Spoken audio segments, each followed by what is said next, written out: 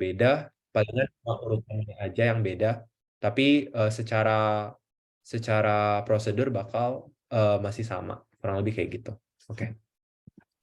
Right, let's start.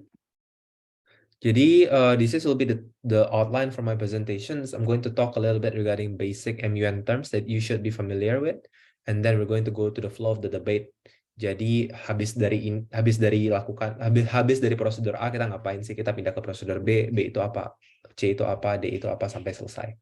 Terus I'm going to give you all tips regarding how to lead a conference. Jadi setelah aku go towards flow of the debate, I'm going to explain each of the important informations. Terus di setelah itu slide masing-masingnya bakal kasih tips kalian untuk menghadapi situasi kayak gini. Kalian sebagai chair harus ngapain gitu.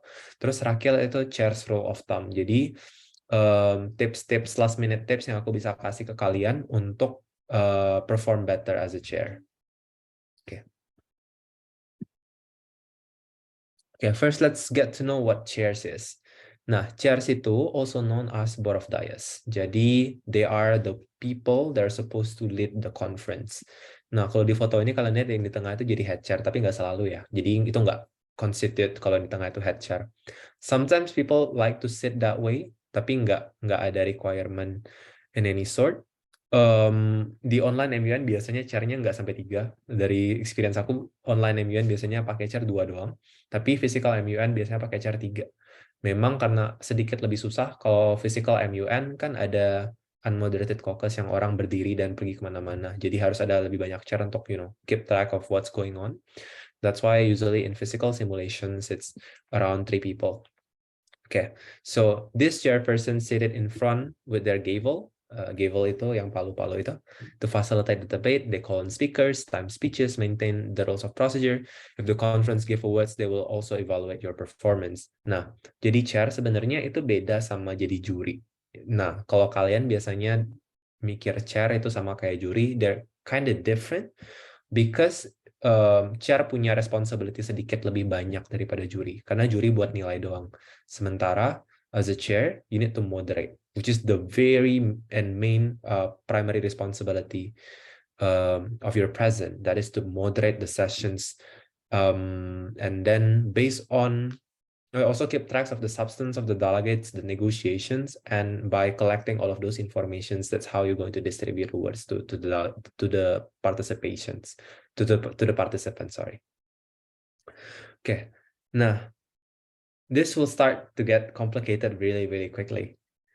Kita bakal ngomongin yang namanya substantial voting sama procedural voting. Oke.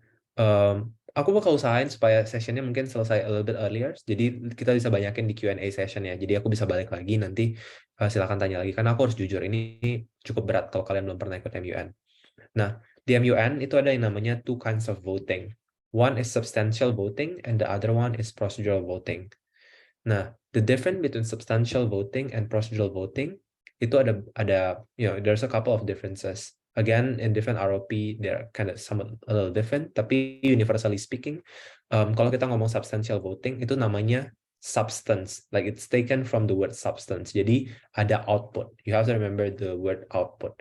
Jadi ketika kita voting apapun yang berkontribusi ke output akhir dari meetingnya, for example, draft resolution, right? Then that is considered as substantial voting. Karena the goal of your doing MUN, the goal of this simulation, not doing MUN, the goal of doing this simulations is to create what we call draft resolution.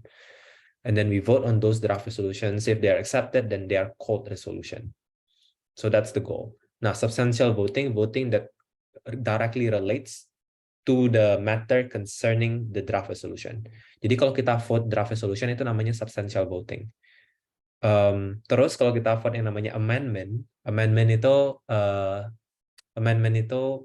a list of actions yang kamu bisa lakukan untuk mengubah konten draft resolution-nya. Jadi kamu bisa kirim amendment yang isinya kita mau ngehapus clause 6 dari resolution ini. Itu juga jatuhnya substantial voting karena it directly affects the output of the draft resolution. Okay, so far I hope you can follow. Nah, terus ada yang namanya procedural voting. Procedural voting ini keywordnya procedural, jadi diambil dari keyword procedure, right?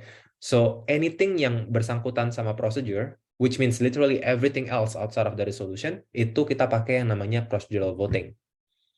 Oke, so sekarang udah ngerti nih, ada substantial voting yang concerning DR, ada procedural voting yang concerning procedure. Tapi apa sih Kak bedanya? Bedanya itu, kalau substantial voting, bedanya itu di rumus. Jadi ada matematika dikit nih, nggak berat kok, don't worry. Aku juga matematika aja, like, so don't worry, it'll be fine. Procedural voting, jadi prosedur yang tadi, procedural voting itu rumusnya 50% plus one delegate present. Jadi kalau ada 30 delegasi yang hadir ke dalam simulasinya, rumusnya itu 50% tambah 1. So it means 16 delegates need to vote yes in order for a motion to pass. Oke, jadi untuk mendapatkan, nggak konsensus, tapi untuk a motion to pass on procedural voting, you need 50% plus 1. Jadi 50% dari total delegate present tambah 1. Ulang lagi ya, jadi kalau 50%-nya itu 15 tambah 1, 16. Jadi minimum 16 delegasi need to vote yes in order for a motion to pass. Oke, I hope that's clear for now. Nanti kita bisa balik lagi, kalian bisa tanya lagi, nggak apa-apa. Terus ada yang namanya substantial voting tadi. Substantial voting, berhubung karena itu draft resolution paling penting kan, itu output yang paling penting, makanya it requires more vote. Jadi rumusnya nggak 50% tambah 1 lagi, tapi 2/3 dari delegate yang present. Jadi kalau 30 delegasi, you need 20 people to vote yes for an amendment or a draft resolution to pass. So it requires more number. Right? Nah, gimana nih kalau angkanya itu nggak bisa dibagi 2/3 tanpa koma? Misalnya, ya selalu dinaikin ke atas. Jadi kalau 2/3-nya itu misalnya 15.2, dinaikin jadi 16. So you need 16 people to vote. Jadi selalu dinaikin ke atas ya. Right. We can go back on this later kalau masih bingung. Okay. It will not get easier by the way throughout the sessions. Nah, tadi yang aku bilang tadi ya, simple majority sama quorum vote tadi. Simple majority ini boleh lihat consists 1/2, jadi 50 plus 1 of delegate present. Simple majority is used on procedural voting such as motions. Terus ada yang namanya quorum vote. Quorum vote shall be set 2/3 of total delegate present. Quorum vote is used on substantial voting, which includes amendment and draft resolution. Tadi aku udah kirim juga filenya ke teman-teman di Unsri. Nanti bisa minta kalau butuh rumusnya dan lain-lain. Oke, ini mulai ribet lagi nih, lebih ribet lagi dari yang tadi. Next is order of disruptiveness.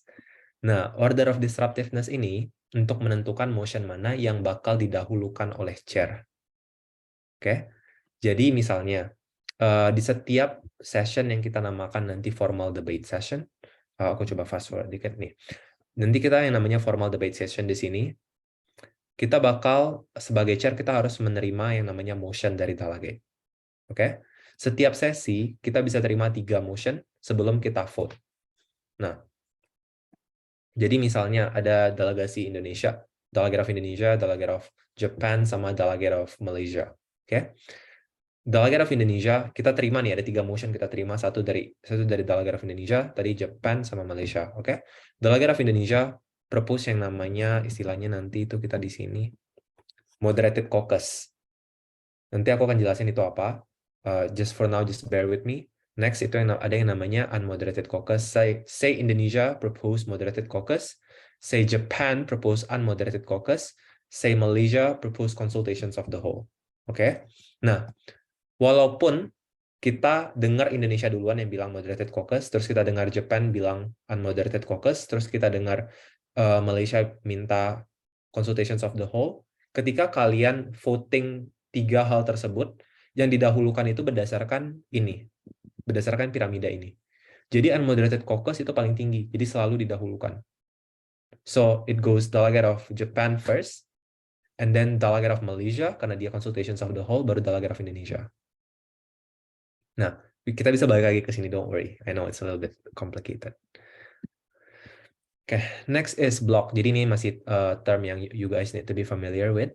Block is a group of delegate who are working together on one or more documents or amendments. Jadi biasanya kalau kita ikut MUN atau simulation sering dengar yang namanya ini blok si A, ini blok si B, ini blok si C. Jadi block itu apaan sih? Block itu is collections of delegates. Nah, collections of delegate based on apa nih Kak? Banyak aspeknya. based on interest. For example, kalau kita ngomongin tentang topik clean energy, maybe Western countries will be with Western countries karena interest mereka to pursue more transition into clean energy, sementara countries like countries in Southeast Asia and Africa are a little bit more reluctant, kayak mereka mau transition tapi mau lambat. So because they have similar ideas, usually they work together and they create one draft resolutions or one working paper together. Nah, those collections of countries kita refer to them as block. Nah, tapi masalahnya itu di sini teman-teman. Karena kita itu do simulation dan bukan simulasi dan bukan benar-benar UN meeting asli, people are a little bit more flexible with their stance. Jadi nggak selalu people not always align themselves with the correct block. Which is okay, honestly. Selama itu nggak directly clash sama country stances mereka. Nah, buat yang ini nanti aku jelasin lebih ya, kalau soal tips yang blocking ini. Terus ada yang namanya merging. Jadi merging ini biasanya ketika multiple blocks itu combine jadi satu block. Jadi contohnya di sini ada ini blok A, ini blok B. Let's say blok A is lead by this woman right here. Let's say it's delegate of UK. And then block B is led by this man right here. And let's say this is delegate of, I don't know, Canada. Terus ternyata mereka sadar, ternyata solution kita nggak jauh beda. Mau gabung aja nggak? Kita bisa buat blok yang lebih gede. Gitu. Bisa, jadi blok A gabung sama blok B. Jadi blok baru gitu. Yang combine, instead of 4 people, and instead of like 5 people, you get one big block yang punya 9 orang. 9 delegate, which is oftentimes usually is stronger because you have more voting power as well. Nah, itu adalah beberapa terms yang you guys need to be familiar with. Nanti kalau bisa catat dulu aja, nanti kalau mau nanya boleh, silahkan. Aku bisa balik lagi. Dan harusnya aku emang lebih banyak di Q&A-nya sih, supaya aku bisa spesifik ke needs yang teman-teman butuh. Nah, flow of debate di MUN itu kayak gimana sih, Kak? Ini aku persimpel ya, karena sebenarnya itu sedikit lebih ribet. Tapi secara garis besar kayak gini. Nah, pertama kita mulai dari yang namanya roll call session. Roll call absensi, basically. Habis itu setelah absensi, kita pindah ke general speakers list. General speakers list, I'm going to talk about what is general speakers list later, don't worry. Habis itu kita pindah ke nama formal debate session, where we have the proposed motions. Sorry, where the delegate have the proposed motions. And then after that, we move to working paper and draft resolution. Di sini aku bakal jelasin tentang responsibility kamu sebagai chair untuk memoderasi working paper and draft resolution juga. Nah, pertama, roll call. Roll call ini sesering apa sih, Kak? Jujur, aku ngerasa tiap MUN punya kayak preferensi mereka sendiri. When I was sharing in Malaysia, I think they prefer to do roll call every single committee session. Jadi kalau MUN itu biasanya kan 2-3 hari, kalau benar-benar simulasinya 2-3 hari. Nah, satu hari itu kurang lebih ada 4 committee session, jadi ada kayak 4 sesi gitu. Ada yang setiap sesi mau ada roll call. Ada yang roll call-nya butuh sehari sekali doang. Aku sih lebih prefer setiap sesi ada roll call ya. Karena kenapa? Karena kalau seandainya ada yang leave, ada yang tinggalin sesinya dan nggak kabarin aku, misalnya nggak kabarin chair, berarti hitungan untuk simple majority dan quorum vote-nya beda. Nah, makanya aku prefer bakal selalu roll call, dan ketika setelah aku selesai roll call, aku akan kasih tahu, oke, simple majority-nya ini, quorum vote-nya ini. Semoga nanti kalau teman-teman ngadain simulasi, kalian punya yang namanya Excel sheet-nya buat MUN. Jadi otomatis kehitung. Kalau nggak punya, nanti nggak apa-apa, bisa approach aku aja, aku punya Excel sheet-nya, nanti aku bisa kasih, no worries. Terus general speakers list. General speakers list ini kapan sih, Kak? Di setiap awal beginning sesi, itu kita buka dengan general speakers list. Jadi setelah committee session 1, roll call, GSL, general speakers list. Baru masuk ke formal debate session. Session 2, roll call, general speakers list, balik lagi ke formal debate session. So on and so forth. Oke? Terus setelah general speakers list, kita pindah yang ke namanya formal debate session. Jadi 80-85% kegiatan kalian selama di MUN itu sebenarnya di sini, di formal debate session, yang dimana kita bakal propose motions sebagai delegate, bakal propose motions and stuff. Kurang lebih by the end of the committee session, probably there will be 60, 70, and 80 motions in actual MUN conferences. Kalau seandainya conference yang kompetitif, bisa lebih banyak lagi, bisa ratusan. So a lot of people have to do 100 of speeches. Dan if you're someone that experienced, then you will try to participate in every one of them, because participation in MUN have a lot of points, and it help if you have good points as well. Terus baru kita pindahin ke namanya working paper dan draft resolution. Di sini kita sebagai chair kita harus memoderasi pengumpulan working paper, pengumpulan draft resolution, dan discussion session buat working paper sama draft resolution. Nih, masalahnya itu sebenarnya kalau kalian ngelihat flow-nya ini mungkin terlihat simple ya teman-teman ya. Tapi yang membuat itu sedikit lebih ribet itu karena kita bisa pindah-pindah. Roll call, GSL, formal debate. Bisa balik lagi ke roll call. Karena kan next sessionnya balik ke roll call ya. Belum sampai working paper sama DR. Balik lagi ke general speakers list. Formal debate session. Bisa diputar-putar di sini dulu. Terus ketika kalian sudah tentukan deadline buat working paper, baru bisa pindah ke working paper. Mereka kerjain working paper dikumpulin, bisa balik lagi ke formal debate session. Karena kan harus diskusikan konten dari working papernya. Habis itu, kalian kasih deadline buat draft resolution. DR itu draft resolution by the way. Terus deadline-nya udah pas, kalian mau discussion of draft resolution, balik lagi ke formal debate session buat discuss draft resolution. Setelah itu balik lagi ke sini buat voting draft resolution. Baru setelah itu the meeting is over. Setelah one DR is accepted. This is where another ROP will comes in. Ada beberapa rules of procedure yang cuma terima satu draft resolution, ada beberapa rules of procedure yang open untuk menerima lebih dari satu draft resolution. Nah, karena aku nggak tahu nanti di simulasinya bakal pakai ROP apa, just be ready dan confirm, dan make sure baca dokumennya. Biasanya dokumen ROP bakal dibagikan ke chair dan delegate before it starts. Okay? So that's the flow of the debate. Next is roll call. Okay, jadi kita delve deep into each of the sections now. So what is roll call? It's the process of reading the member country's name to indicate which are present and are part of the quorum. Jadi gimana sih sebagai chair kalau kita mau roll call?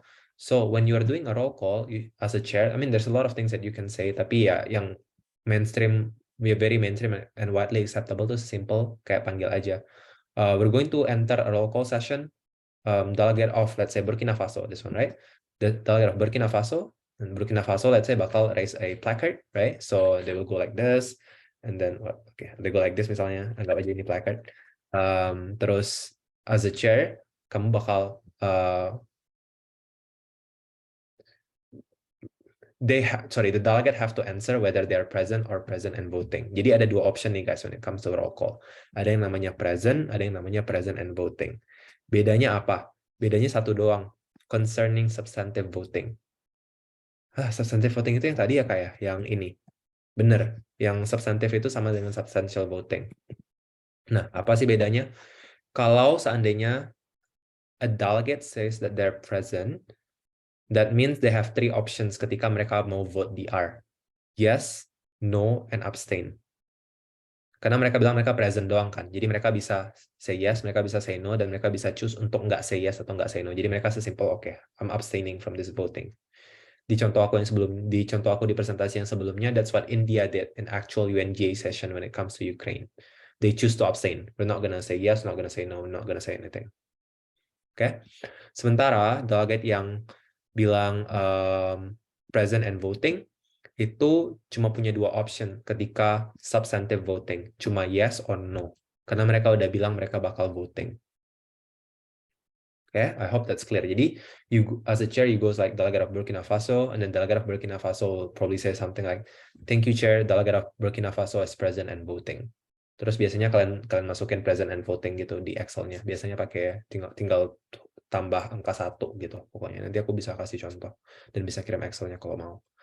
Nah, terus setelah you call on Burkina Faso, let's say the next one on the abstention list is Fiji, right? So you go, thank you, delegate of Burkina Faso, delegate of Fiji. Delegate of Fiji will also say, thank you, chair, delegate of Fiji is present.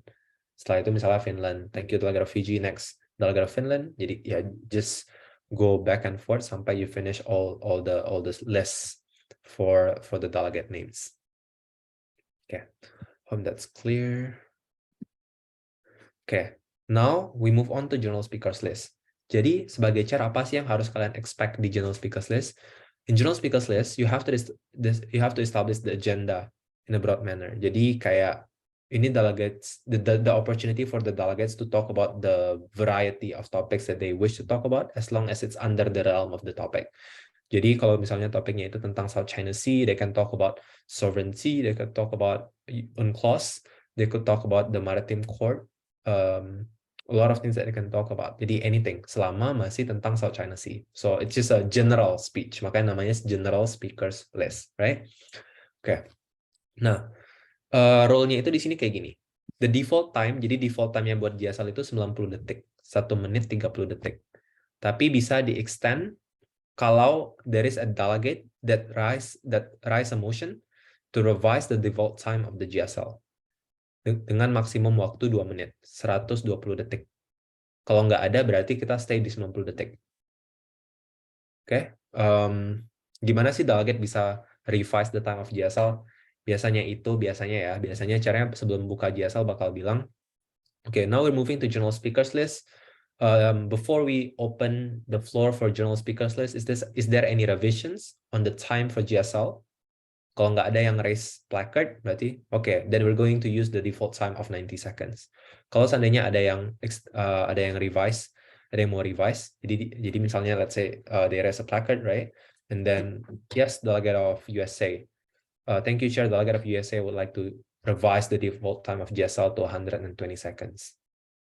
Okay, now what do you do next? What you need to do, itu kalian harus use procedural voting. Prosedur kan? Karena mengubah waktu GSL artinya prosedur. So, what do you need? You need simple majority, 50% plus 1. Vote on it, kalian kan udah tahu simple majority-nya karena udah selesai roll call. Jadi udah tahu nih berapa delegate yang present. Oke? Nanti kalau seandainya lebih dari 50% plus 1, sama atau lebih dari 50% plus 1, then the time for GSL will be revised. If not, bakal jadi 90 detik tetap.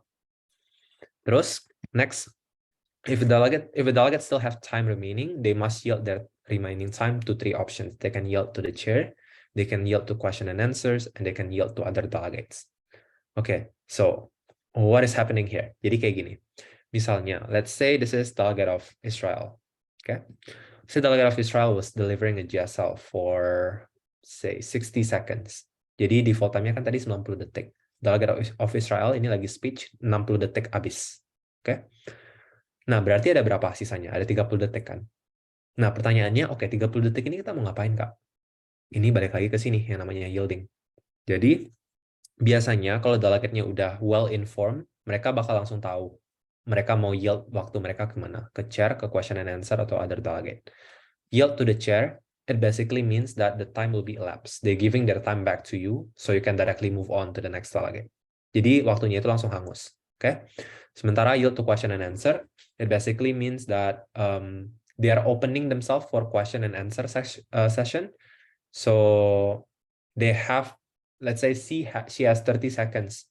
She has 30 seconds to answer questions from other delegates. Yield to other delegate, it means that they wish to give their time to another delegate. So let's say later on she wishes to yield her time to delegate of Japan. And then delegate of Japan have an extra 30 seconds to deliver his speech if he were to accept. Oke, biasanya delegate yang udah well informed itu begitu kelar speech bakal langsung bilang oke, yield to the chair atau yield to question and answer atau yield to other delegate, right? Tapi let's say the delegate was quite new dan dia nggak ingat gitu misalnya kalau perlu yield the time, then kalian harus ingetin. Jadi thank you delegate. Mohon maaf Kak Patrick. Jadi di sini lagi mati lampu Kak. Jadi ini mohon ditunggu sebentar. Oh, baik. Kami lagi perbaikan dulu. Mohon ditunggu ya Kak. Baik.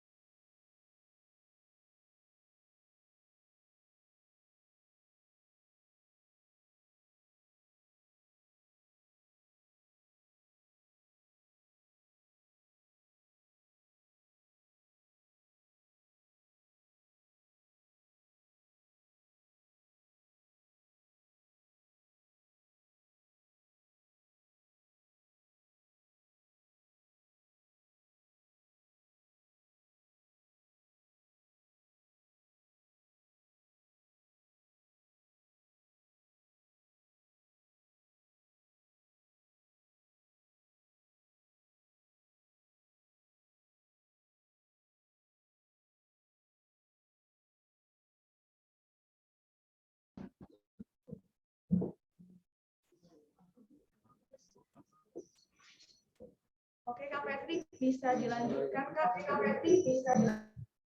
Iya, baik. Tadi aku sampai mana ya? Aku takut kelewatan nanti.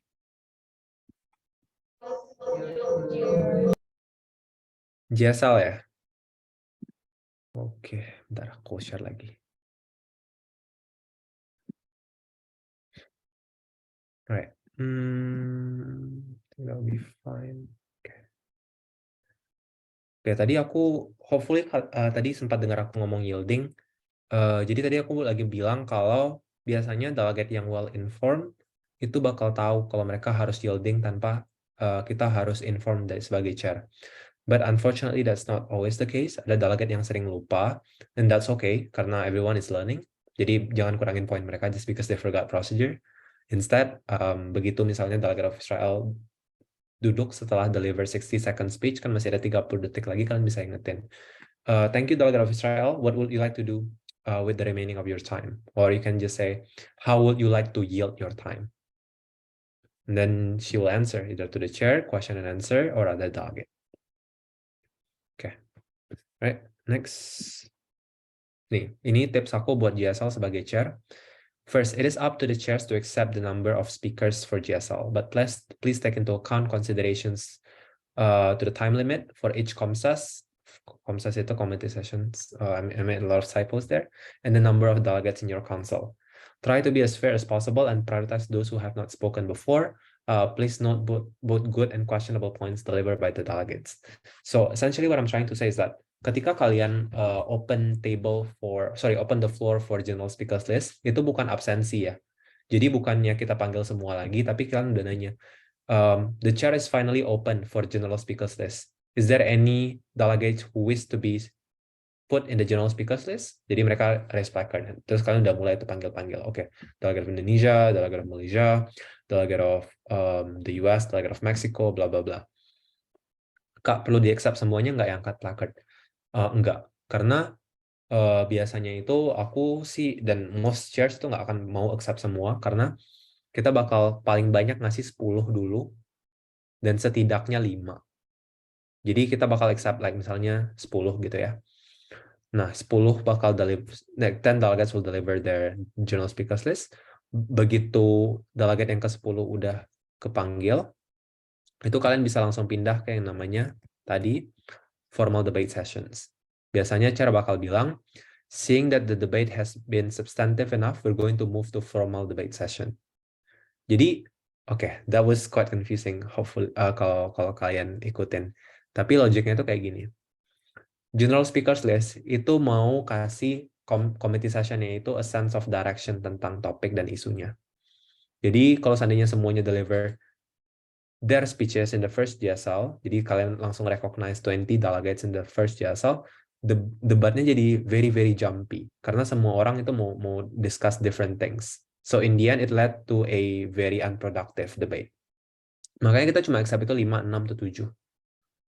Nah, udah ada nih beberapa ide dari 5, 6, 7 speeches tadi. Kita langsung pindah ke formal debate session supaya mereka bisa discuss topik itu dulu. The last thing that you want as a chair itu ketika the delegates are just focusing on themselves and not responding to other people. That's one of the worst thing, sitting as a chair and not being able to do anything about it. Karena topik A aja belum kelar, isu A belum kelar, udah mau masuk ke isu B. Isu B belum kelar udah masuk ke isu C. Jadi lompat-lompat. Dan that's not good. Makanya kita nggak terima semuanya di general speakers list. Biasanya 5, 6, 7. Maksimum 10. Langsung pindah ke formal debate session.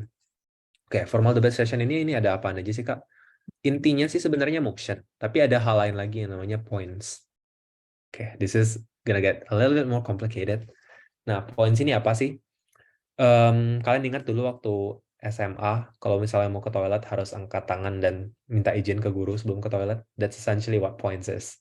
But there are a lot of options that you can do with these points. One, ada yang namanya points of order. A point raised by a delegate whenever the rules of procedure are not properly observed by a delegate or a chairs.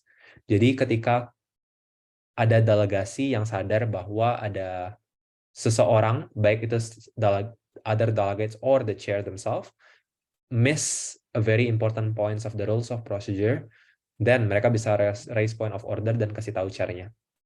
Misalnya itu lihat flow of the debate di sini. Kalian lupa panggil satu nama delegasi, langsung pindah ke general speakers list. So you go delegate of apa sih?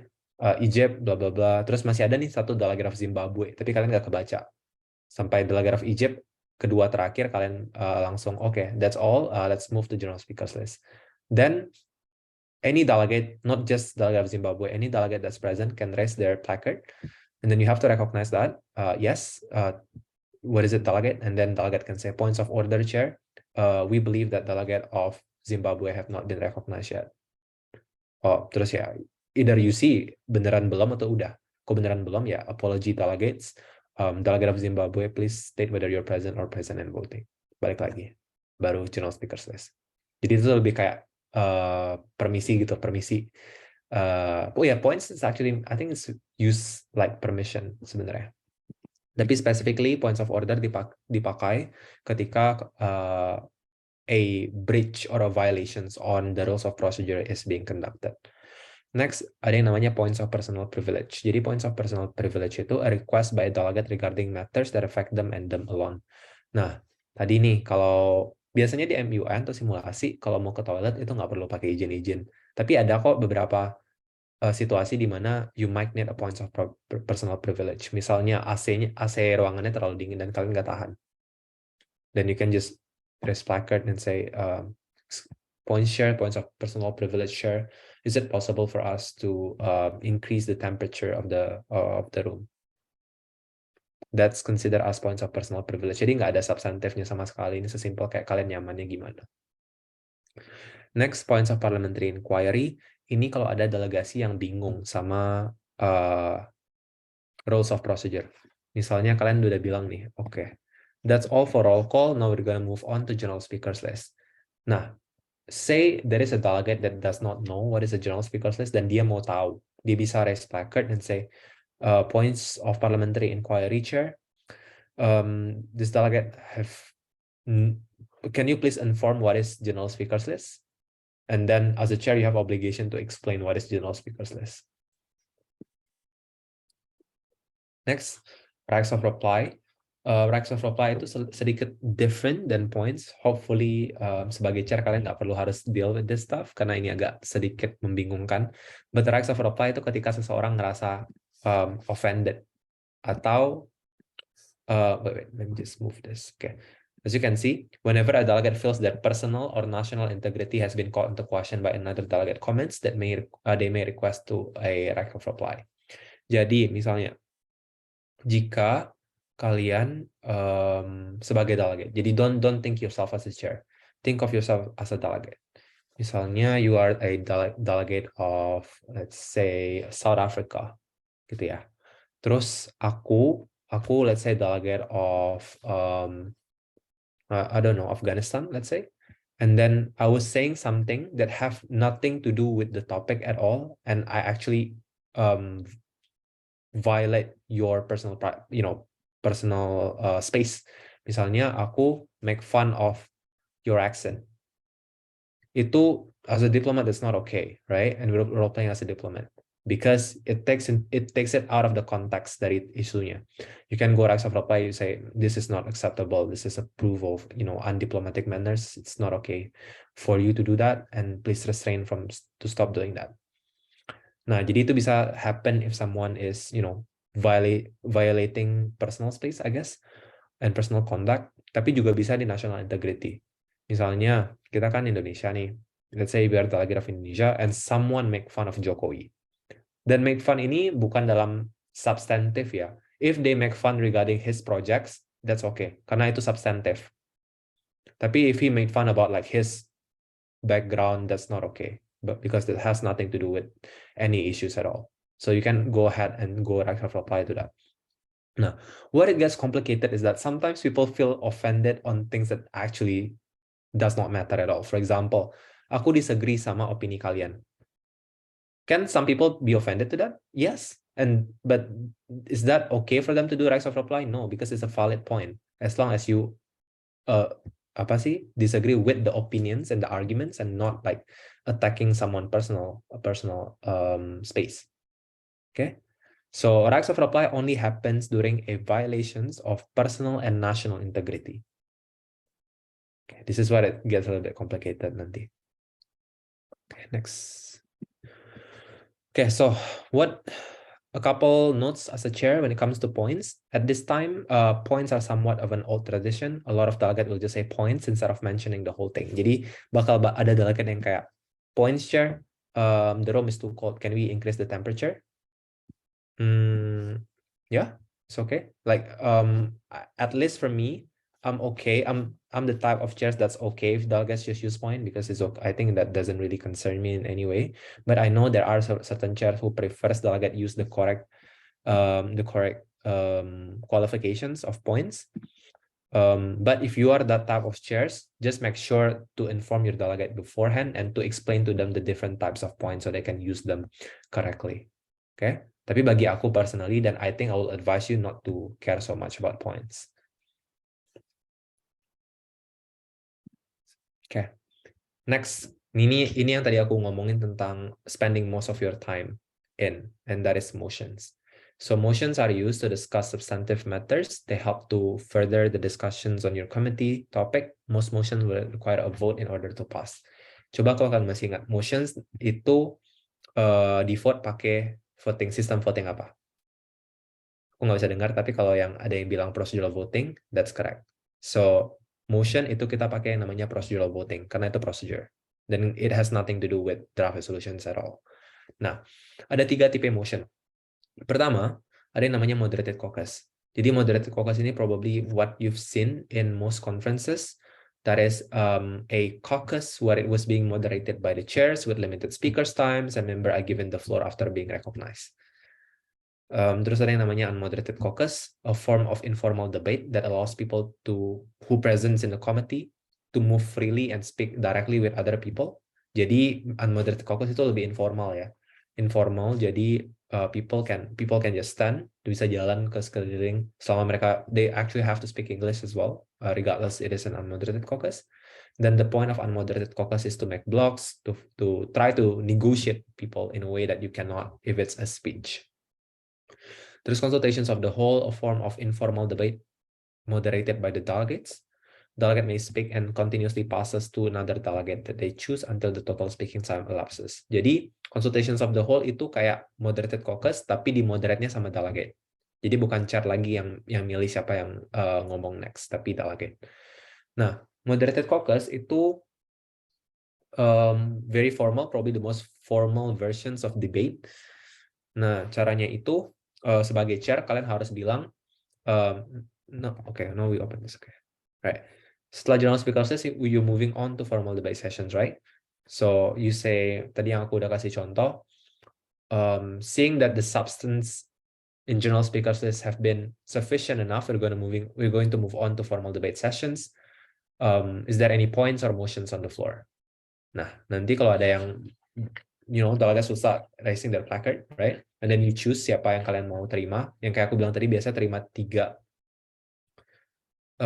Kalian terima tadi kayak contohnya tadi Indonesia, Japan, sama Malaysia, right? Tadi aku kasih contoh kalau Indonesia itu, you call on Indonesia first. Yes, delegate of Indonesia. Terus delegate Indonesia will say, thank you, Chair. We would like to propose moderated caucus. And then mereka harus specify the amount of time for 15 minutes. 1 minute each speaking time on the topic of blah, blah, blah. Okay. Nah, anyway, kalau kalian sadar di contoh aku tadi, aku bilang 15 minutes unmoderated caucus with 1 minute each speaking time. Artinya apa? Artinya moderated caucus ini bakal diselenggarakan selama 15 menit dan dan masing-masing speaker itu punya waktu 1 menit. Artinya ada berapa speaker? Ada 15, right? It's simple math. Nah, terus the maximum time buat motions, jadi ini terlepas dari tipe ya, jadi bisa moderated caucus, unmoderated caucus, sama consultations of the whole. The maximum time is 20 minutes. Okay. The maximum time for individual speaking time for moderated caucus is 2 minutes. Jadi bisa 22, berarti 10 speakers with 2 minutes each speaking time in total. Bisa 20 to 1, artinya 20 delegates with 1 minute each speaking time, bisa 15 to 1.5 atau 1 minute and 30 seconds, yang artinya ada 10 speakers dengan 1,5 menit. Ya macam-macam, bisa 9 and 1.5. You can do the math yourself. So berapapun yang hasilnya itu bisa dibagi secara even. So it does requires a little bit of math, but nothing too complicated. Okay. Aku janji unmoderated caucus sama consultations of the whole itu lebih simple. Unmoderated caucus simple doang. Jadi delegate of Japan would like to propose unmoderated caucus for 15 minutes. That's it. Jadi nggak perlu ada speaking time karena itu unmoderated caucus kan. Consultations of the whole juga sama. Delegate of India would like to propose consultations of the whole for 10 minutes. That's it. Okay. Next, Kak, tadi ada 3 orang tuh yang propose. Ada yang propose moderated caucus, ada yang propose unmoderated caucus, ada yang propose consultations of the whole. Yang mana sih yang kita vote duluan? Nah, kalau kalian ingat tadi yang aku bilang tentang order of disruptiveness, itu kita pakainya di sini. Berarti yang kita vote duluan yang mana? Yang unmoderated caucus. Jadi it's okay walaupun kalian terimanya itu moderated caucus duluan, terus unmoderated caucus duluan, terus baru consultations of the whole. Tapi waktu kalian bawa itu ke voting, yang di voting duluan itu unmoderated caucus, baru yang consultations of the whole, baru yang moderated caucus. Oke? Kak, kalau kita terima 3, tiga-tiganya harus beda nggak? Nggak kok, boleh tiga-tiganya moderated caucus. Boleh tiga-tiganya unmoderated caucus. Boleh tiga-tiganya consultations of the whole. It could be the combinations of 1 moderated caucus, 2 unmoderated caucus. So in the end of the day, it depends on your delegate. Your job, your responsibility is simply to moderate. Okay. Next, when it comes to motions, 1, try to consider whether or not there is a benefit to having an unmoderated caucus. Nah, aku tadi barusan bilang nih, responsibility kalian itu to moderate. Tapi aku bilang tapi kalian juga harus be mindful. Kapan sih menurut kalian unmoderated caucus will be very beneficial? Misalnya tuh kayak gini. Kalau baru general speakers list, kita baru dari general speakers list. Terus satu motion moderated caucus, terus ada yang propose unmoderated caucus. Menurut kalian ada fungsinya nggak? Well, probably not. Karena isunya aja belum kelar mau ngomongin apa, udah mau langsung ke unmoderated caucus.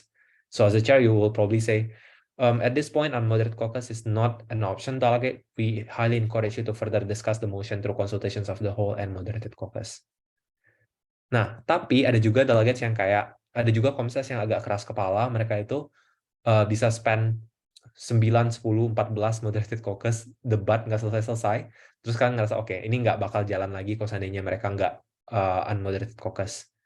Nah, kalian bisa bilang, delegate, the chair highly encourage you to propose unmoderated caucus, seeing that the debate somewhat met a deadlock. So we think you can really benefit from having unmoderated caucus. So even though you cannot force them to do so, you can encourage them to make certain motions. Okay. What else?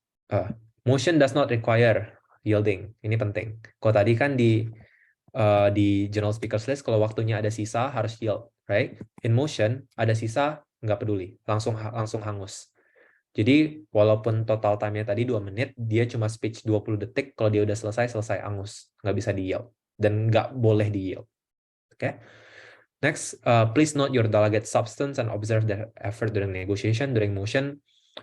Especially if you are a chair in a model nation competitions, menurut aku kamu punya moral responsibility untuk kasih award ke orang yang benar, makanya kamu harus note substance mereka. Substance ini speech, pidato, negotiation itu their effort in making blogs, in making working paper, dan lain-lain. Next, reward delegates that contributed to the overall discussion of the committee sessions, especially those that are able to keep the majority of the delegates on the same page. So again, this is regarding awarding, very important untuk kasih extra points ke delegasi yang bisa menyatukan ide dari bermacam-macam delegate jadi satu.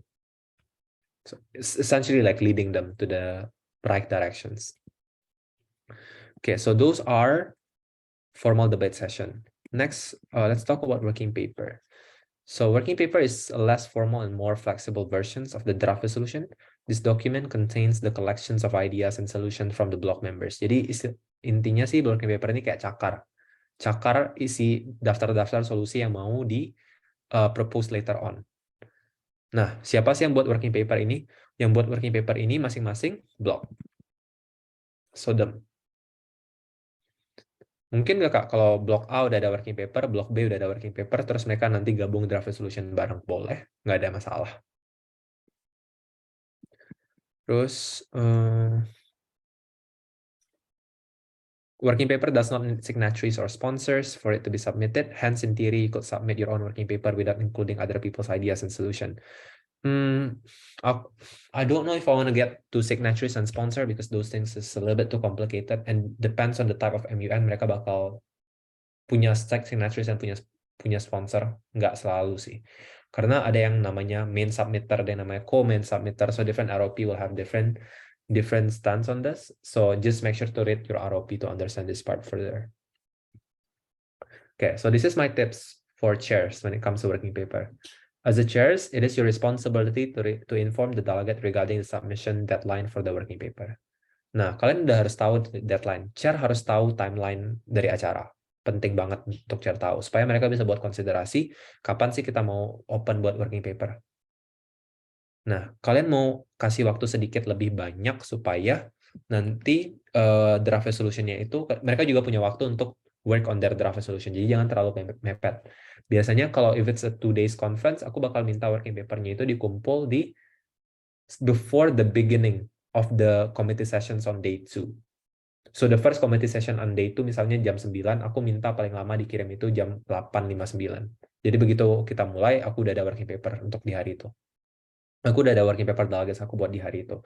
Kalau misalnya simulasinya itu cuma 1 hari dan ada 3 committee sessions, aku bakal minta working paper-nya itu dikumpulin di the beginning of beginning atau the end of committee session kedua. Jadi di committee session ketiga masih ada waktu buat draft resolution nanti. I think that's how I will do it. Okay. And then tapi itu nggak ada apa ya, nggak ada schedule yang wajib gitu teman-teman. Jadi itu tergantung kalian aja sebagai chair untuk menentukan kapan sih paling ideal. So as a chair, you're also like somewhat of a mini event organizers for your conference because you are determining deadlines buat mereka dan lain-lain.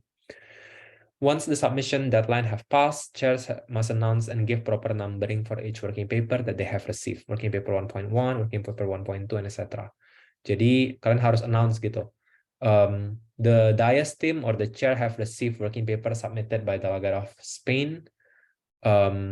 We're going to refer this working paper as working paper 1.1. We also have received a working paper being sent by Delegate of Iran. We're going to refer this working paper as working paper 1.2 and etc. Biasanya working paper itu bakal dikirim ke email, jadi kalian harus kasih email kalian. Terus, after this, encourage your council to raise motions to introduce a working paper. Nah, habis itu barulah kita introduce a working paper. Biasanya as a chair, you will say, now that we have recognized all working papers, the DIAS team would like to encourage delegate to raise motions to introduce working paper.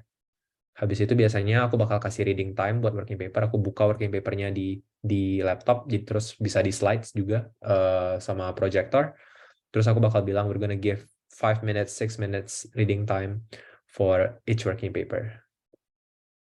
Udah deh, gitu. Habis itu bisa balik ke motion lagi, bisa balik ke moderated caucus, discussion-nya bisa tentang discussions about working paper 1.1. Jadi mereka bisa debatin tentang isi working paper yang udah disubmit tadi. Next is draft resolution. Draft resolution is an official document containing a draft of a resolutions which is still being debated on the committee floor. Each draft resolution is referred by a number assigned by the chairs once voted upon at the end of the debate. A draft resolution may eventually become a resolution. Jadi kalau draft resolution itu udah formatnya udah sesuai sama formatnya UN. Kalian bisa cari contoh resolution UN itu kayak gimana. It contains of 3 things biasanya. It contains of heading, preambulatory clauses, sama operative clauses. I don't want to get too much into it, tapi heading itu consists of committee name, sponsors, signatories, and topic, which aku bilang tadi depends on the ROP. They might call it main submitter and co-submitter. Terus ada yang nama preambulatory clauses, an introductory part of a resolutions, contain indicating the reasons behind the decisions and the general framework. Jadi ini biasanya kayak indikasi bahwa problem ini is very urgent, terus also mentioning past actions yang udah dibuat di past by Diwan. Again, like just find the examples. It'll be easier if you look at the examples daripada aku jelasin. Next is operative clauses, the primary part of the resolutions indicating the actions taken or recommended by the committee. Makanya namanya operatif because it's operation. Jadi solution-solution yang tadi udah diomongin selama committee sessions itu bakal ada di bawah operative clauses. Oke. Tips buat chairs when it comes to draft resolution. 1, check for plagiarism.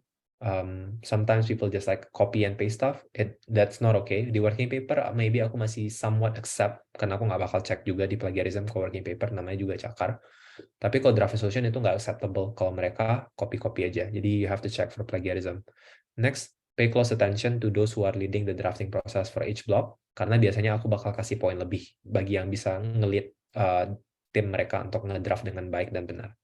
Next, constantly remind your delegates to only put solutions that they have previously mentioned or discussed during the committee session. This is one of the biggest issue in MUN, karena banyak orang yang kayak mereka nggak ngomongin sama sekali tentang solusi mereka selama 2 hari, tiba-tiba mereka bawa 4 lembar solusi di draft resolution. Terus solusi dari mana gitu loh. Itu kita nggak sempat discuss, kita nggak sempat ngomongin sama sekali, tiba-tiba ada 4 lembar solusi yang isinya ada sekitar 7-8 solution yang baru dan nggak dibilang sama sekali. Those are not acceptable. Next, make sure they are using the correct UN resolution format. Makanya kalian harus familiar dengan format UN resolution. Kalian bisa kirim juga ke mereka, this is resolution yang kita mau, kurang lebih formatnya kayak gini. Last but not least, amendment. So amendment tadi aku sempat sentuh sedikit. Jadi kalau draft resolution itu udah dikumpulin, masih bisa dirubah. Caranya itu amendment. Jadi amendment itu adalah formal text which is presented as alterations to a draft resolution. Menurut aku, semoga simulasi kalian nggak perlu pakai amendment, karena ini agak sedikit ribet. Bahkan banyak MUN yang nggak pakai amendment biasanya. Nah, ada 2 tipe amendment. Ada yang namanya friendly amendment sama unfriendly amendment. Jadi friendly amendment is any amendment that has the support of all draft resolution sponsors. Friendly amendment becomes a part of the draft resolutions automatically upon its introduction without a debate or a veto. Jadi misalnya delegate of Russia punya resolution, terus aku delegate of Indonesia. I'm not part of his block. I can be the part of his block as well, nggak apa-apa, selama aku nggak sponsor. Jadi aku bisa bilang, delegate of Russia, I really like your idea on this part, but I think this part is a little bit unnecessary. What do you think? Can we just like strike them? Can we delete them? If he says okay, and he's the only sponsor, then that considered as friendly amendment. Kamu bisa inform ke chairs, we have a friendly amendment, Russia has accepted to delete clause number 6. Langsung di delete, nggak perlu di vote.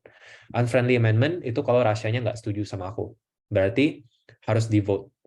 Vote-nya gimana? Substantial voting. Berarti kita pakai quorum vote yang 2/3 tadi. So I hope that's not too much. Okay, so last di presentation-nya. Chairing rule of thumb. Jadi menurut aku ini adalah beberapa hal yang menurut aku penting buat diingat kalau kalian mau jadi chair. Pertama, it's important to communicate with your secretariat regarding the expectations for the conference. Secretariat ini organizer ya. Jadi ini yang aku bilang tadi, kalian harus tahu dulu ROP-nya apa. Jadi jangan ngerasa kayak oke, ini Indo pasti Harvard procedure, Harvard Waldman procedure. Ternyata ada Indo yang pakai non Harvard Waldman procedure. Ada kok high school di Indo itu biasanya pakai yang namanya US procedure. Jadi beda tuh. Jadi harus ngomong terus sama organizersnya kayak gimana. Berarti kalau nanti kalian buat simulasi harus tahu juga dengan organizersnya nanti ROP-nya kayak gimana. Next, I personally believe chairs have moral responsibility to give inputs and feedbacks to their delegate once the committee sessions are finished. Hence, that's why you keep note of your delegate substance. Nih, teman-teman yang berkesempatan jadi chair, aku percaya ada reason kenapa kalian ditunjuk fakultas misalnya sebagai chair. Berarti ketika kalian chair nanti, and if you happen to chair an MUN later on, any model destination conference, menurut aku penting untuk kamu kasih feedback. So it's part of your job and it's part of your responsibility. Make sure to keep notes so that everybody knows what's going on and you can give advice after that. Next, don't be nervous. Feel free to admit during your first committee sessions to your delegates if this is your first time chairing and you would like to apologize in advance if you make mistakes along the way. That's what I did, at least buat pertama kali aku nge-chair dulu di Bali. It was really fun, by the way. Jadi bilang aja di depan kayak, I'm sorry, this is my first time, I'm really nervous, but I'm going to try my best. Next, it's okay to have expectations on the topic, but don't force expectations on your talaga. Try to be open-minded, see if they can introduce a new angle to the topic that you might not expect. Jadi it's okay as a chair kalian punya ide tentang topiknya kayak gimana, tapi just because ada delegasi yang nggak sesuai sama ekspektasi kalian ngebawa topiknya ke arah sini misalnya, dan kalian nggak nyangka topiknya bisa dibawa ke sana. Tapi selama explanation-nya itu make sense dan logical, nggak apa-apa. Kalian harus jadi open-minded dan menerima ide dari luar juga. Nah, oke. Kurang lebih begitu sih teman-teman. Kalau ada questions, aku open banget buat questions dari teman-teman. It's a little bit complicated, I'm sorry for that, but that's what it is. Jadi share emang susah, but it's fun, I can promise you that. Thank you.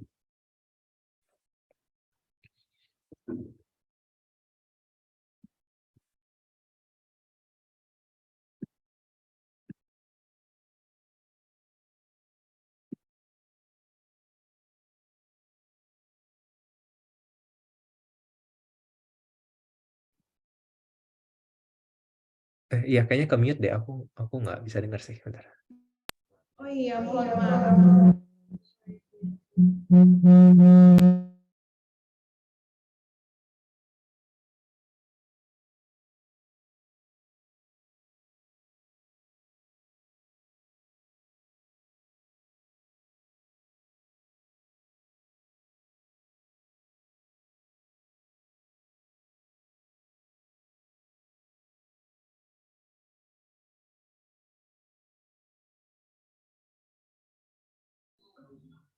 Halo, Kak Febri, bisa dengar suara aku?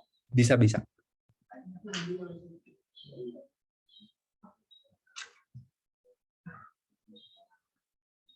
Coba ulang.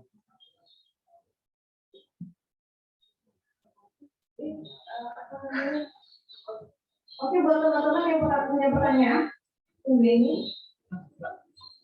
Oke, ada yang ingin bertanya mengenai teknis dari Bolivia Indonesia yang lain?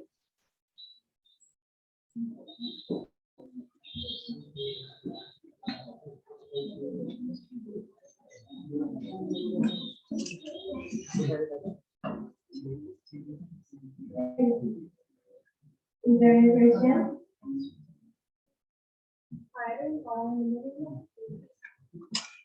It's okay.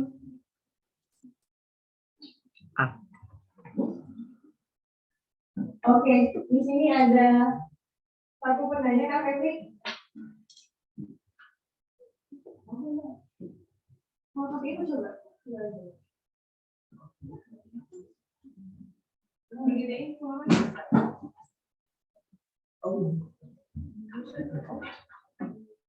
Halo, Kak Febri. Iya, halo.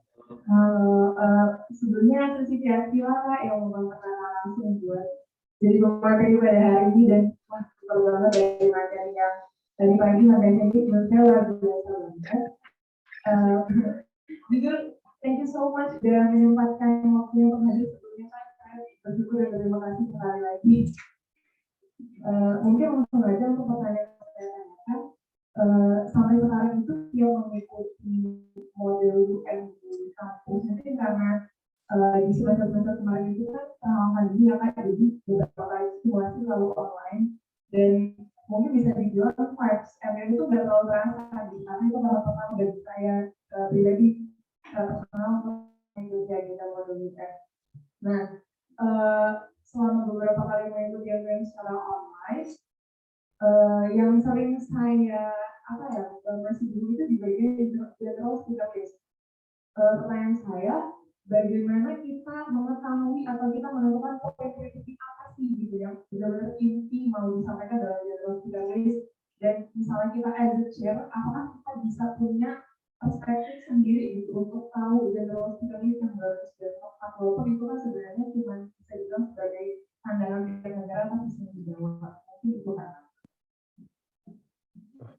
Oke, tadi ada bagian yang kepotong deh, aku nggak bisa dengar di akhir-akhir. Boleh kira-kira diulang lagi pertanyaannya? Maaf ya.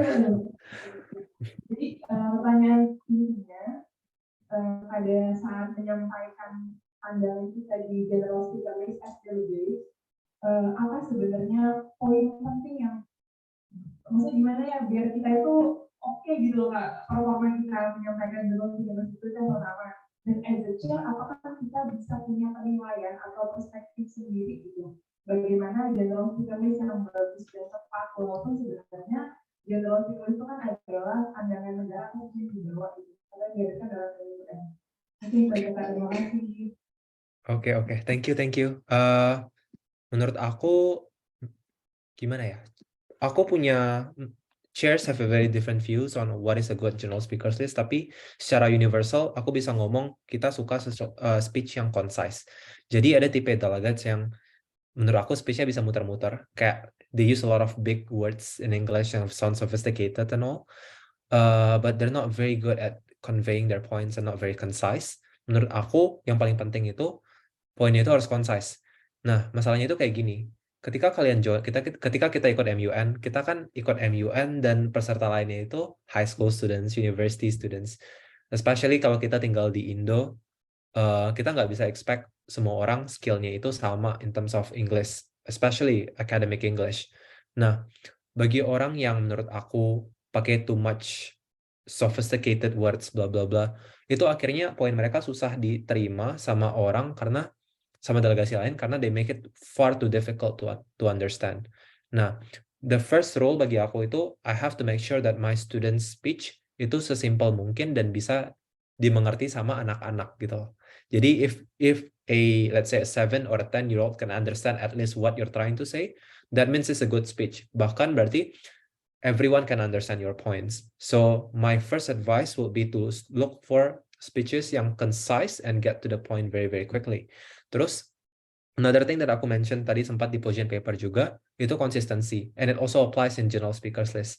Jadi banyak delegasi yang seolah-olah tiap paragraf di speech mereka somewhat independent dan nggak berhubungan satu sama lain.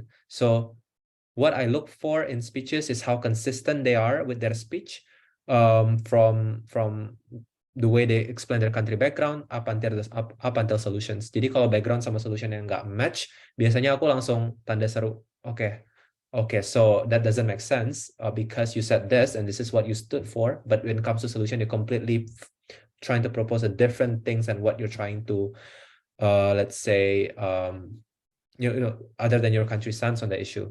So consistency. Terus general speakers list, especially the first general speakers list, itu ada structure sih biasanya. Structure-nya itu consists on hook basically like attention getter yang sempat dibilang sama Mbak Niken tadi.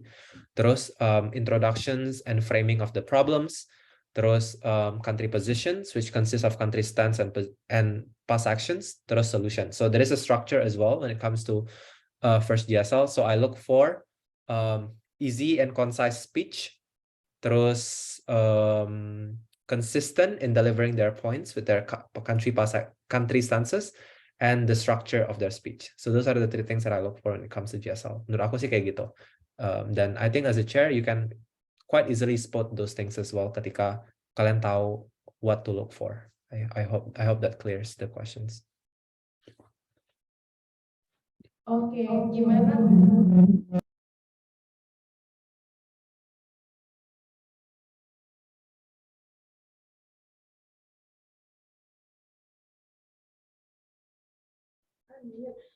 Oke, gimana Kak Cia? Apakah bisa diterima jawabannya? Udah jelaskan. Mungkin satu pertanyaan lagi masih boleh nggak Kak? Masih boleh ya, oke. Jadi sebenarnya waktu pemaparan udah tadi ada satu yang mau aku tanyain. Jadi dalam penulisan position paper itu seberapa penting sih referensi kayak jurnal gitu, atau kita sebenarnya lebih mencarinya tuh ke berita-berita gitu. Maksudnya referensi paling tepat atau paling dominan yang baik untuk digunakan dalam penulisan position paper itu seperti apa? Terima kasih Kak. Thank you. Very good questions.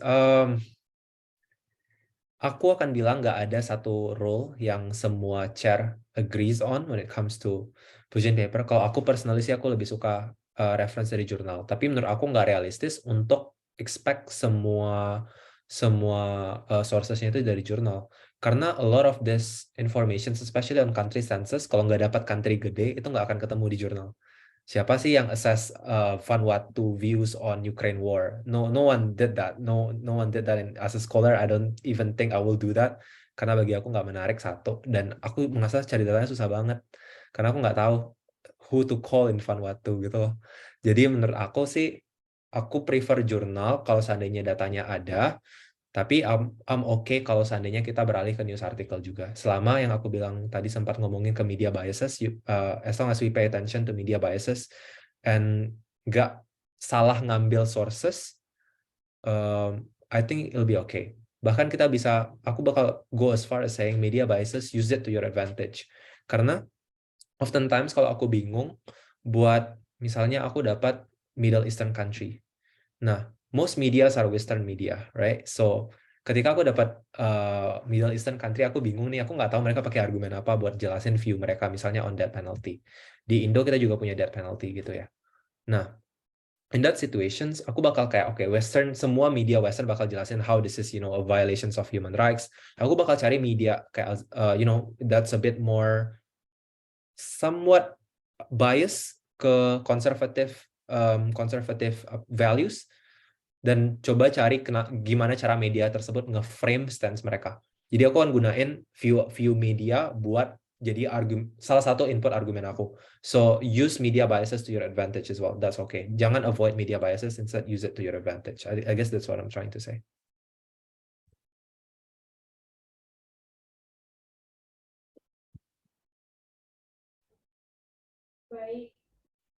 Baik, terima kasih Kak Patrick atas jawabannya. Gimana Kak Cia? Udah jelas sekali, terima kasih banyak Kak Patrick. Oke, kita apakah masih ada satu pertanyaan lagi dari teman-teman calon chair? One more question? No? Oke. Ada satu pertanyaan lagi, Patrick, silakan Alfred. Halo, apa sudah terdengar Kak Fitri? Oh, harusnya bisa sih. Kita coba dulu ya. Agak gedein aja. Agak gedein suaranya. 1, 2, 3. Ya. Nah, pertama Pak, dari Kak. Nama saya Amos Teman-teman. Pertanyaan saya ada 2 Kak. Pertanyaan pertama itu, apa keuntungan kita menjadi chair MUN ini? Yang kedua, apakah kita ini dibayar Kak? Kalau misalnya jadi Okay. Very good question. Okay.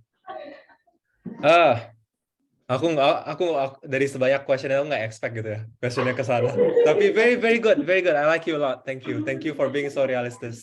Okay. Pertama, kenapa sih benefit ikut MUN dan kenapa sih mau jadi chair? Simpelnya, you don't need to try hard untuk dapat achievements. If you get accepted as a chair, kamu dapat achievement yang se-equal best delegate tanpa perlu menang. Kamu menang ketika kamu udah menang interview. Dapat jobnya itu udah achievements. Jadi, without actually competing with 50 people, you get the same level of prestigious awards sama yang juara 1. Bahkan, some people will think kayak chair itu lebih prestigious daripada best delegate. And I would probably agree to that. Nah, itu 1. Jadi, secara CV, it helps you a lot. Kalau kamu mau apply beasiswa, misalnya, kebantu banget dengan adanya achievements, LPDP, dan lain-lain. Itu banyak banget teman-teman aku yang udah ikut MUN yang dapat beasiswa dari LPDP, sekarang lagi di US, lagi di Europe, and that's a lot of money. Jadi secara money wise bisa didapat di luar MUN juga ya, dengan dapat dari beasiswa, get into good universities misalnya. In order for you to get to good universities, misalnya ada yang mau ke Ivy League di Amerika, menurut aku susah kalau kalian nggak ada achievements, walaupun IPK kalian 4. Jadi, yes, you have to get achievements kalau mau ke universitas yang bagus-bagus kayak gitu. Kalau kalian mau kerja consulting misalnya, Boston Consulting Group, PwC, EY, banyak consulting group yang cari alumni MUN sama debate, English debate especially. So, kalian bisa gunain leverage MUN kalian, experience kalian yang kalian udah jadi chair di mana-mana sebagai selling point kenapa kalian harus dapat pekerjaan di, let's say, a consulting company. And you can make a lot of money from working with consulting company. Nah, pertanyaan selanjutnya, kalau aku boleh lebih realistis lagi, kenapa aku dulu hobi banget jadi chair? Karena, well, most of hotel yang dikasih, fasilitas yang dikasih dari conference-nya, itu biasanya hotelnya bagus-bagus. Jadi aku mau gunain itu buat jalan-jalan. Dan kalau aku lapor ke universitas, aku bisa bilang aku bawa nama universitas jadi chair dan dapat absensi. Aku jalan-jalan, and it's not like I did not do my job. Aku bener-bener do my job as a chair wholeheartedly, benar-benar 100%. Cuma ya aku juga pengen traveling selagi aku kuliah. Jadi aku gunain opportunity itu buat traveling, dan well, basically stay in expensive hotel for free. Nah, apakah dibayar jadi MUN? Itu tanda tanya tergantung dari conference-nya. Ada conference yang bayarin travel kita, ada conference yang bayarin travel dan bayar kita lagi untuk performa kita sebagai chair. Ada conference yang nggak bayar travel dan nggak bayar kita sebagai chair tapi bayar hotel doang. Ada conference yang nggak bayar travel, nggak bayar hotel, nggak bayar apa-apa. So if that answer your questions, menurut aku bisa jadi selektif juga. Aku dulu juga kadang-kadang kalau aku daftar chair ke luar negeri, aku nanya kok, are you guys covering for travel and also accommodations? Kalau mereka bilang iya, ya of course aku bakal lebih senang. Kalau seandainya mereka nggak bilang kayak nggak ada travel dan nggak ada accommodations, kalau aku ngerasa aku nggak mau ngeluarin investment sebanyak itu buat nge-chair, aku nggak bakal pergi. Jadi just be more selective tentang conference yang kamu pergi, itu aja sih.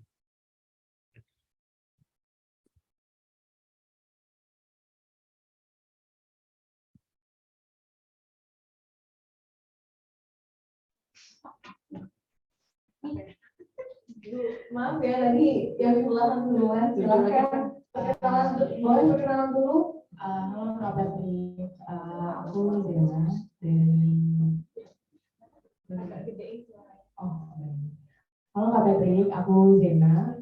Aku mau nanya nih, mungkin karena tadi udah sempat udah keluar dari bahasan kita, dan masih dalam bahasan juga, aku boleh tahu nggak nih, mungkin kira-kira Kak Patrick boleh spill sedikit gitu, pengalamannya menjadi chair pertama kali gitu, apa sih yang akhirnya mendorong kakak untuk akhirnya kayaknya gue mau turun nih mau jadi chair gitu.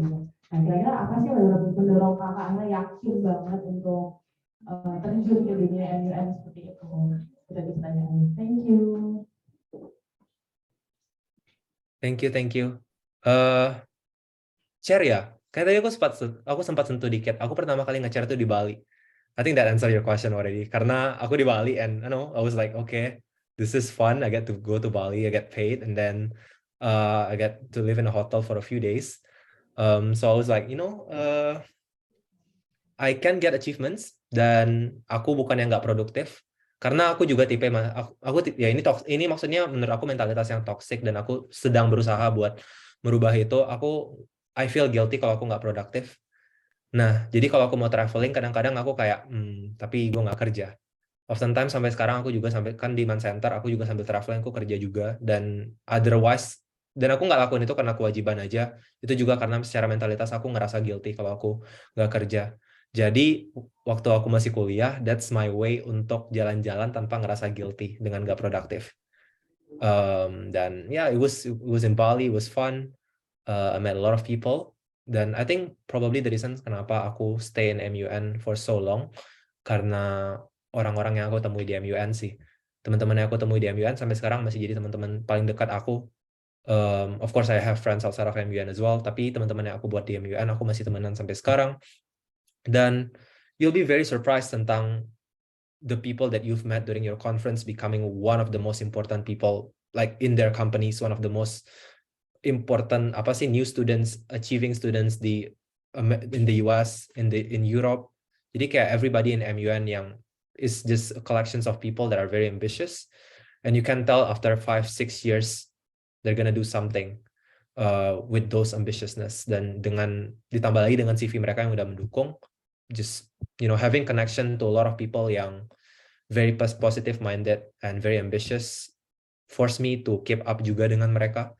So secara sense of komunitas aku nggak akan bilang semuanya di sana adalah good people and stuff. Of course not. Like any other fields, ada orang baik, ada orang yang kurang baik. Tapi secara komunitas, we are, I guess, Manners are quite high achieving people.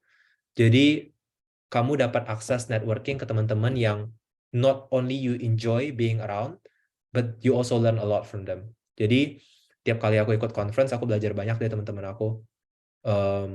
Even more so than the things that I learned in university, honestly. Karena apa yang kita belajar di buku sama apa yang kita lihat orang lakukan memang beda sih secara realistis di gimana diimplementasikannya. Jadi mungkin a sense of community, traveling, probably those are the two. Okay, achievements. Those are the three apa sih concern aku waktu aku ikut MUN, dan kenapa aku keep doing MUN even after aku lulus gitu.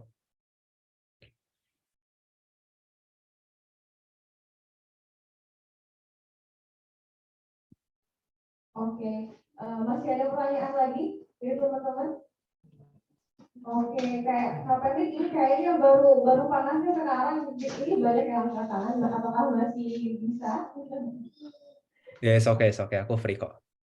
Oke, siapa yang pertama angkat tangan? Oke, dari tadi silakan. Boleh. Huzaini dulu. Agak digedein soalnya suaranya ya. Baik, terima kasih pada Adilo. Oke Kak Patrick, izin Kak untuk bertanya. Pertanyaan saya mengenai general speaker list. Di saat delegate mau menyampaikan pendapatnya mengenai topiknya di general speaker list, apakah chair punya hak untuk menghentikan delegate tersebut dalam menyampaikan pendapatnya jika dia keluar dari topik, Kak? Ataukah menunggu delegate lain yang melakukan point of order? Atau gimana, Kak? Saya sih, Kak. Terima kasih. BTW, thank you. I'm loving the Sumatera accent. Aku dari Sumatera Barat, BTW, aku dari Padang. Jadi begitu dengar aksen Sumatera langsung kayak, oh oke. Anyway, BTW kalau kamu nggak orang Sumatera, aku malu karena aku udah assume. Tapi anyway, tadi oke. Boleh menghentikan JSL nggak? Aku selama di MUN, I've been chairing quite some time. Aku nggak pernah ngehentiin JSL satu kali pun. Menurut aku, possible nggak? Possible, tapi harus ekstrim banget baru kamu berhenti.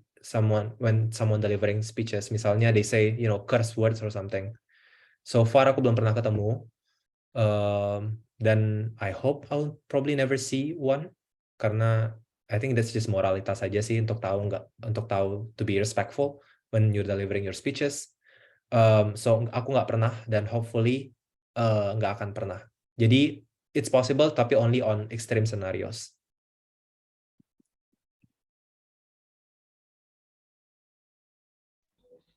Oke, next question masih ada? Hilda, silakan. Terima kasih. Agak digedein mau suaranya. Tes. Nah, di sini saya menjadi daripada sebelumnya saya sendiri pun masih kurang mengerti tentang substation voting. Mungkin bisa diulang lagi nggak Pak? Dijelasin. Tentang apa ya tadi, maaf? Substation voting, two-party. Substantive voting. Oke, bentar aku share lagi ya.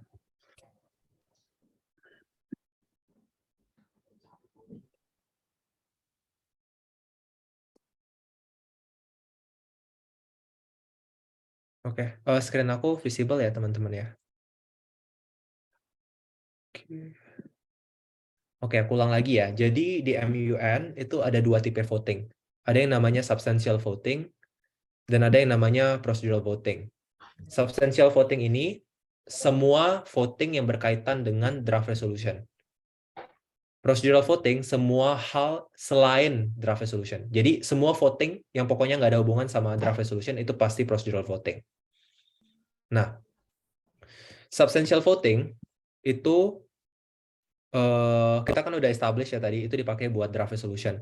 Berarti ketika kita mau voting draft resolutions in order for a resolutions to pass or not to pass, itu kita pakai sistem yang namanya quorum vote yang ini.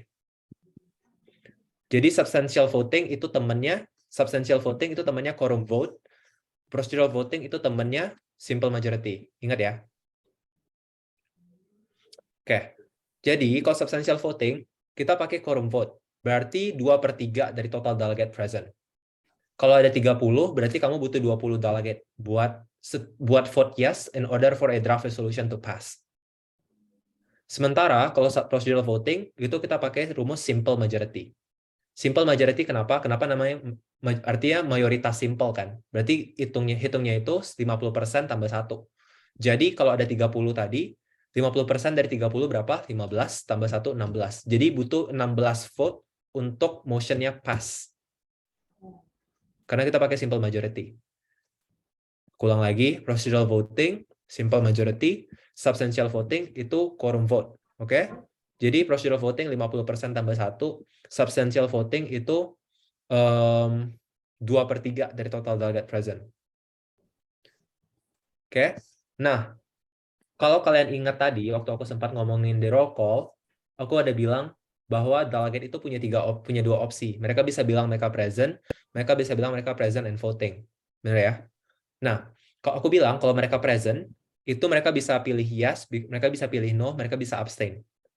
Sementara kalau mereka present and voting, mereka nggak bisa abstain. Jadi either yes or no. Ini cuma applicable untuk substantive voting. Oke? So procedural voting nggak peduli. Mau kamu present, mau kamu nggak present, mau kamu present and voting, you have to vote. So either yes or no. Tapi kalau kamu present, dan kita lagi voting buat DR, you have the option to be abstain. Jadi, this only matters on substantive voting. Maka aku tulisnya di sini substantive voting. Di procedural voting nggak peduli. Aku nggak peduli kamu present.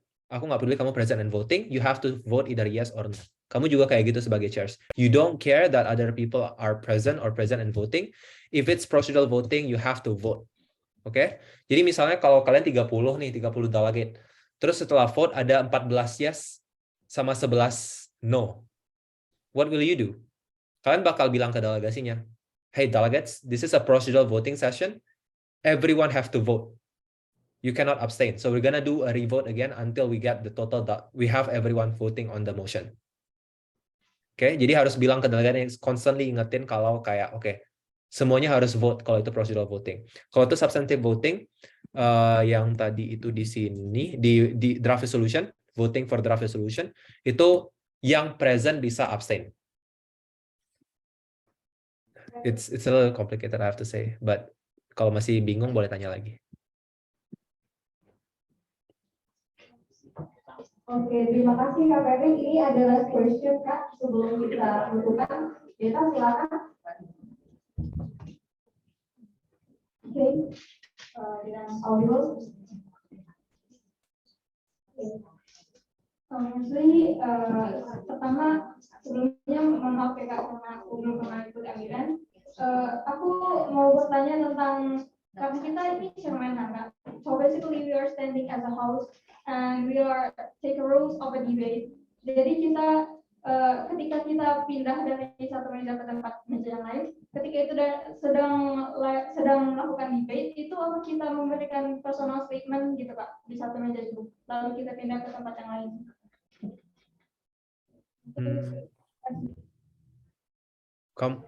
Kamunya pindah ke meja yang lain kenapa ya? Like what's the purpose?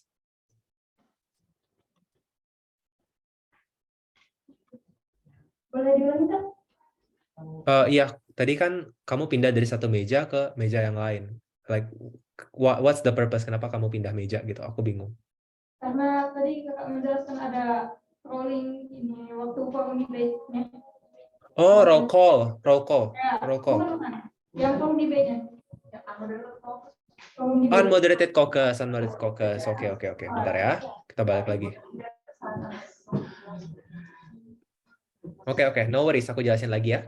Jadi, nih, ini unmoderated caucus.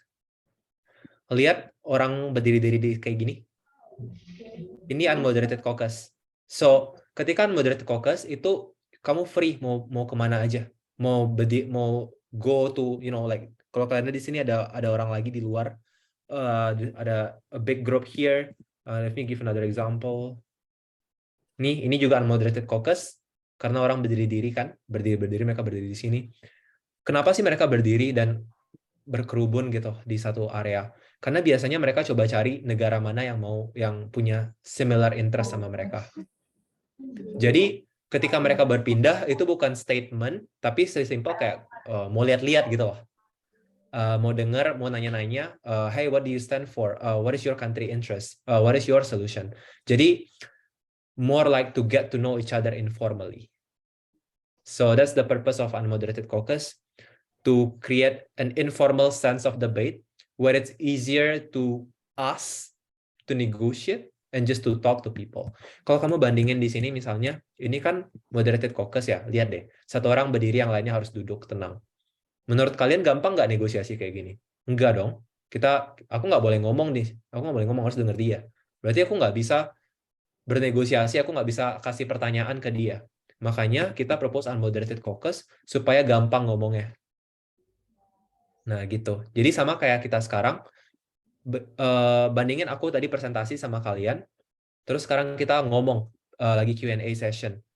Mungkin lebih banyak yang kalian bisa nanya aku di Q&A, karena kalian bisa spesifik dengan jelas untuk tanya, Kak, tadi aku nggak jelas di ini nih, bisa dijelasin lagi nggak? Sementara kalau aku lecture, aku nggak tahu, aku sesimpel, aku ngerasa aku mau ngomongin ini. Jadi, there's no like transactions, exchange of information. Makanya, delegates use unmoderated caucus to set an informal session, so it's easy to discuss and to talk to people. So that's the purpose.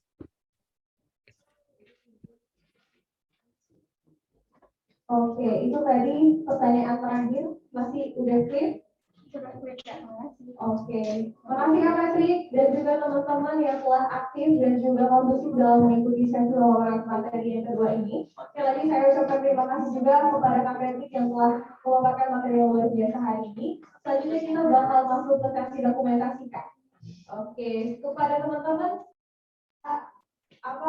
bisa dikondisikan? Kita bakal masuk ke sesi dokumentasi. Kotaknya di sini.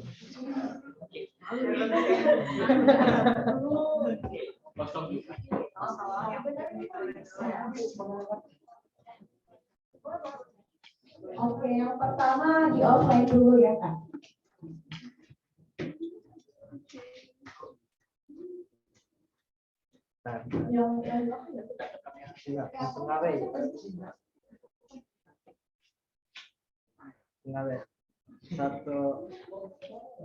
Satu, dua, tiga.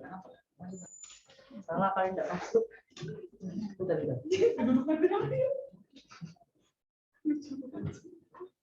Satu, dua, tiga. Oke, selanjutnya yang online. Baik, dalam hitungan, boleh bantu screenshot ya. Oke, dalam hitungan. Oke, wait. 3, 2, 1.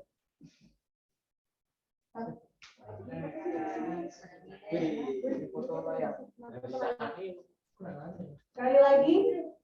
3, 2, 1. Ya.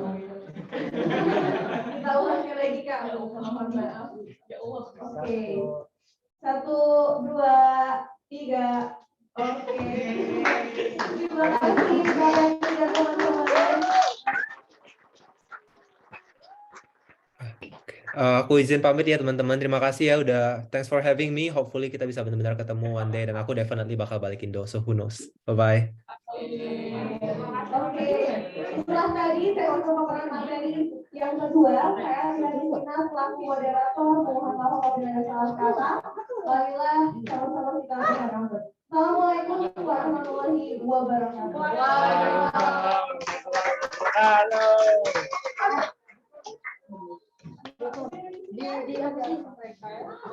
Konferensi. Oh, konferensi. Iya, konferensi. Lagi selesai. Mana saya selesai? Aku ini mau ada ya. Siapa namanya? Mau kenal